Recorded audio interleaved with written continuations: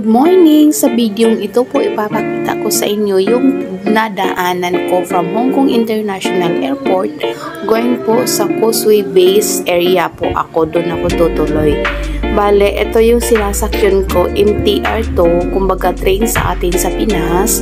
Tapos meron pa akong nakasalubong na napakalaking train din, pero medyo mararamdaman kasi natin yung impact kasi medyo sikip-sikip kasi yun na parang sakto-sakto lang talagang binabagtas ng train na to.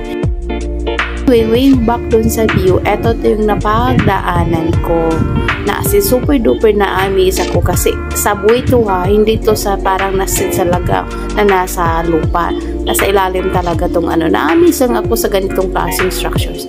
Tapos eto pa medyo madilim nga lang kasi nga subway.